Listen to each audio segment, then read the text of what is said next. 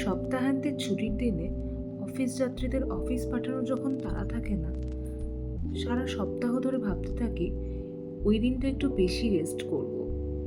আমার সাথে কি হয় জানো, সেই দিনকেই সব থেকে বেশি কাজ থাকে আমার। ঘরদোরগুলো আরো বেশি পরিপাটি করে রাখতে ইচ্ছে করে। এটা আমার কাছে একটা থেরাপি, নিজেকে আর নিজের মনকে প্রস্তুত করা সামনের সপ্তাহটার জন্য।